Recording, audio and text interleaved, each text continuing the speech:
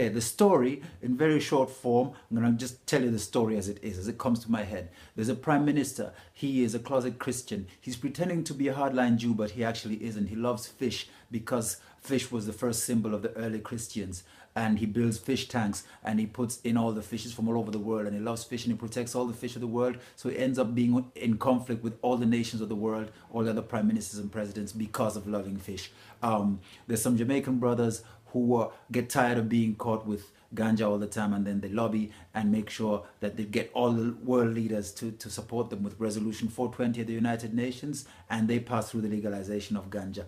There's an old man by the Lake of Malawi, by Lake Malawi, who is a teacher of ancient truths and principles, and he's got disciples, and every time he sends the disciples off onto a mission which he gets through a revelation, he gives them a bit of oil. This oil especially comes from the bottom of the world, from the center of the world, and it enhances the growth of plants. Okay.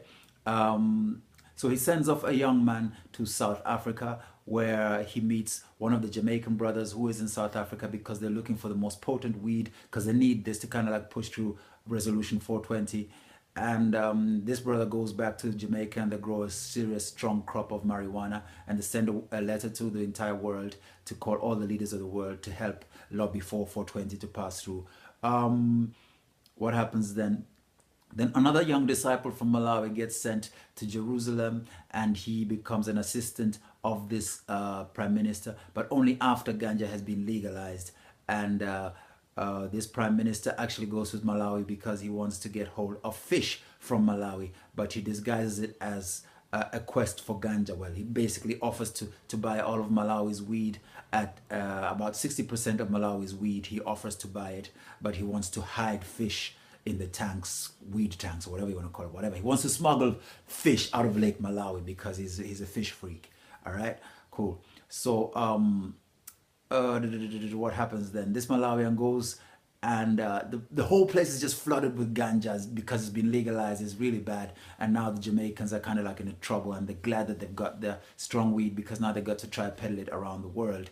But the weak ganja has just made everybody in Jerusalem and in the Middle East totally complacent, you know, so that now nobody stands for anything but just this weak ganja. It doesn't even make people think. It just makes them like, duh, you know. It doesn't really make them challenge anything. It doesn't go into their hearts and make them open up or get revelations or anything like that, you know. Nothing. It just makes them duh and happy and smiley, you know.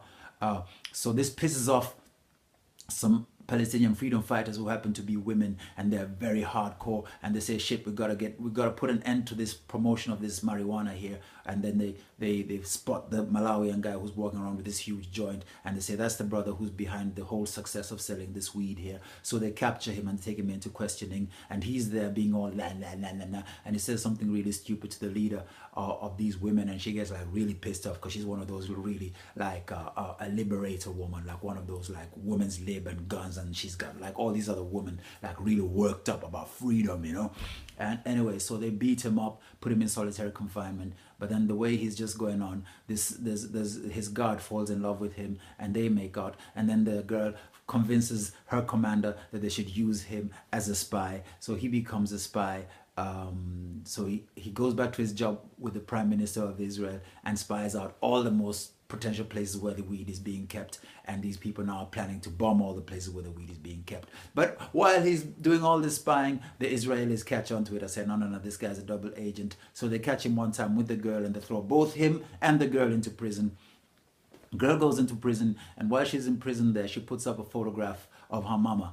And now the Prime Minister is walking around in the prison with some of his sponsors, comes into the cell and notices this picture of this woman, and this woman turns out, and then he realizes that the girl who he has captured is his daughter, because he had a fling with a Palestinian woman way back when, and this has to be kept a secret. But he's actually being in touch with the mama until the girl goes off. And now he realizes that he's found his girl again, but she's a rebel against him. So now he'd been so happy to execute the girl and the traitor, the ganja marketer who turned traitor, because he needed to prove to his hardline sponsors that he meant business and that he built these bunkers for prisoners like them. But in actual fact, he had built those bunkers for the fish, right? Okay, so now he can see that getting rid of these two is going to justify why should I fish. This guy loves fish more than he loves people, except now that he's met his daughter and he has to basically save her and run off. And he knows he's already in the bad books with his sponsors, so they all have to flee.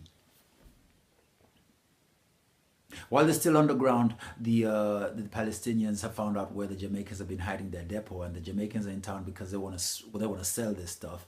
And then next thing you know, it's like nobody wants it, and the Jamaicans just say, if they could only just smoke a little bit of it and know what it's like, you know, they would put away all that bad weed for the good weed. Well, their wish does come true, because that night a lot of torpedoes, you call them torpedoes? Well, fuck it, whatever it is, missiles fly through the air and they land into this depot, the Jamaican depot of this really strong weed. And this weed just comes out. The whole of Jerusalem is just kind of like, woo, and everybody just goes down and it goes deep and everybody gets revelations and confessions and all this kind of shit and whatever's going on, whatever, blah, blah, blah, blah. So anyway, a seeker of truth from South Africa had been walking from Cape Town to Jerusalem. Along the way, he had to take everybody with him because he was not allowed to say that anybody was not good enough. God had told him that he was going to lead people and he had to accept all the people come. He happens to reach Jerusalem that night, you know, not the following night. Because they were outside Jerusalem. So they walk into Jerusalem the next day when everybody is waking up to all these revelations or whatever, and then they see this whole world walking and they realize that, fuck, these people, where are they from? And these people have actually walked all the way from Cape Town. That's what they've done. And it's like this whole meeting of walkers from Cape Town who've been discussing all the way, and they found out the truth about everything because they walked and talked and walked and talked. They walk into Jerusalem that is awakening from the strongest weed ever in the world, and it's like a whole new thing just moves on. And then the commandment for all of them to move further up to the North Pole comes up, because there's some cryptic thing which says that if a huge joint is lit right after the full rising of the sun to the full setting of the sun, which means that if a huge joint can be smoked in one day before the sun goes down, then the world will be saved. But how can that happen in 24 hours? Because this joint, the commandment to build this joint is like when God sent Noah the commandments to build the ark, he had certain measurements. Well, these measurements were sent for this spliff, right? And it's like people think, what? This cannot be smoked in one day. But then there's full rising of the sun to the full setting of the sun means that the sun should not go down on the horizon. Also, they realize they have to go up north in the summertime, you know, so that you can just catch the sun just about to go down and it goes up again and say, all right, let's all go up there now. And they all go up there and they just sit down, and they gotta sit down and smoke this weed, and they take it in turns. This thing is just smoked and smoked, and the smoke just goes all over the world, covers the world with really good potent. And before you know it, smokers alike and what do you call them? What is it when you smoke and other people smoke with you? Fuck, I forget the word. Doesn't matter. Sorry, I swore. Sorry, my daughter's probably watching that. I didn't mean to swear, but that's what I meant to say. Anyway, everybody basically passes out. The world stands still. You know, it's like confessions everywhere and sleep everywhere. You know, it's like people go to sleep, like sleep.